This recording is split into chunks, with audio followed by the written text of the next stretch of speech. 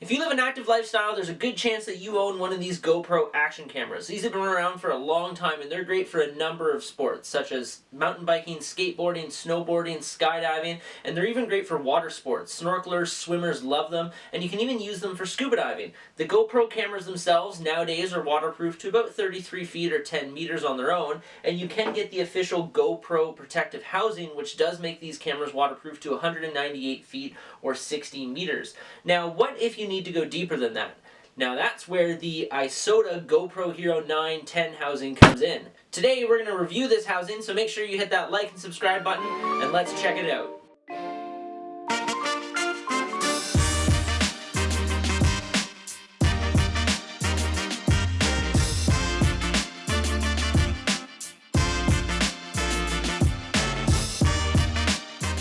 GoPros are expensive and there's a lot of reasons to want to protect your camera, both above water and underwater. If you're on the surface doing extreme activities, the camera itself can get scratched up. The nice thing about the Hero 9 and the Hero 10 is you can actually replace this front lens, and the GoPro Hero 9 and 10 out of the box are waterproof to 33 feet or 10 meters. However, if you are doing extreme sports or looking at going deeper, it is smart to look at getting the GoPro protective housing. This housing does give a full plastic cover around the entire camera as well as a new glass lens port. The camera housing itself is waterproof to 60 meters or 200 feet, and it is a great accessory. It's pretty lightweight and it's very durable, but for scuba divers looking to go deeper than 200 feet, this housing is no good. And the reasons are that plastic material will start to warp and indent as the internal pressure starts to decrease and create a bit of a vacuum, as well as the springs on these buttons will start to get pulled in as you go deeper underwater because that vacuum inside of the camera housing is starting to pull those buttons in. This is where the Isotta dive housing comes in. This housing is waterproof to 200 meters or 654 feet. This housing is made of anti-corrodal anodized aluminum, and it also has stainless steel components on it. It uses an anti-scratch crystal lens for both the front ports and the rear port. This housing is really cool, and I've been using it now for a few weeks, and I have a lot of really good things to say about it, to be honest, so let's look at it more in detail. First, looking at the outside of the housing, you have a trigger style shutter button, which actually I really find more ergonomic than the standard GoPro one, especially when you're wearing cold water dry gloves or wet gloves. It is very easy to be able to press this shutter button. You have a cold shoe mount on the top, so you can mount different accessories to the outside of the GoPro housing.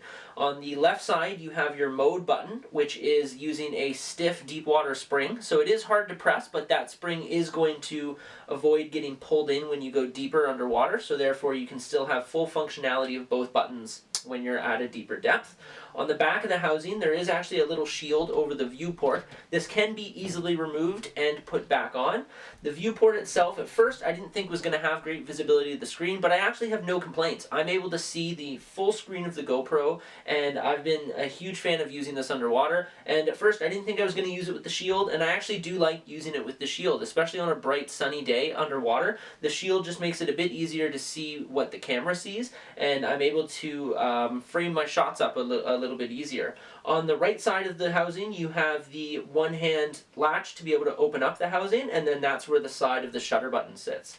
At the bottom of the housing, you've got these two rubber feet, which I really like. You've got two different tripod mounts. You've got the standard M6, and then you've also got a quarter W thread. You've got a small loop here for a lanyard as well. So the outside of the housing has a lot of versatility. The front stainless steel bezel of the front port is also the same footprint as the official GoPro housing. So the cool thing is any third-party accessories or GoPro accessories that are designed to fit onto the front of this housing will actually fit onto the front of this housing as well. So that gives you a lot of options for accessories for your camera housing, which is great. Next, we're going to take a look at the inside of the housing. To open it up, you pull the latch on the right and twist. It actually has a really smooth mechanism to get into it. Once you remove the door, you can see how heavy duty this housing actually is. There's a plastic frame on the inside to help hold the camera in place, and the back door has 4 rubber feet to also help hold the camera in place.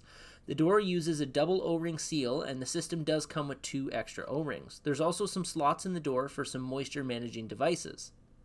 Overall, it is extremely well built. If you wanted to get a closer look at that shutter button mechanism, here you can see it moving the lever on the inside that would press the shutter button on the top of the actual camera. When you're ready to go diving, the Hero 9 and 10 do not need any special prep. You can drop the camera into the housing just as seen here. Now it does sit very deep, so it is actually a little tricky to get out. When you're ready to go diving, you lock the 2 stainless steel pins on the left into the hinge, and then the single pin on the right into the locking mechanism, and then you twist it, and you will see the whole door then level out and seal.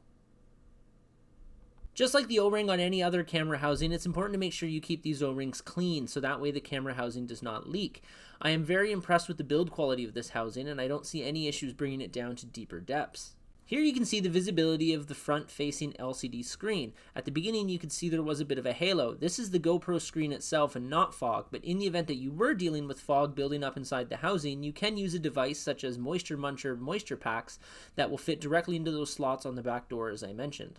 Now I do want to talk about some cons of this housing. So first off, it's the size. It is absolutely massive. I actually primarily carry my GoPro Hero 9 in this housing in the outside of one of my pockets on my thigh shorts or my dry suit, and it's nice because I don't have to, the camera is basically doesn't take up any space, and I always have it on me and I'm able to pull it out on a dive if something cool is happening.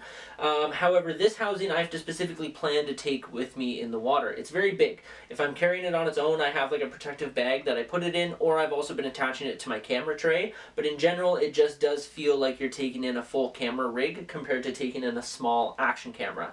One thing to talk about mounting this, so because you have the tripod screws, it is very easy to attach to a camera tray and lights, but keep in mind it does not have the standard GoPro feet, so therefore if you're trying to attach this to any sort of accessory designed to hold a GoPro, then you are going to have some sort of adapter that goes from the GoPro foot to a tripod screw to then be able to thread it into the bottom of the housing.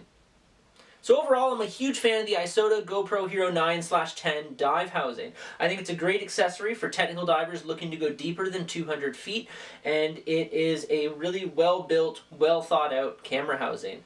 I was able to get this housing from Dan's Dive Shop. They are actually now a dealer for Isotta housing, so you're welcome to check out the link down below if you're interested in ordering your own. Overall, I hope you guys enjoyed the video, and if you learned something, don't forget to hit that like button and hit that subscribe button, and I'll see you guys in the next video.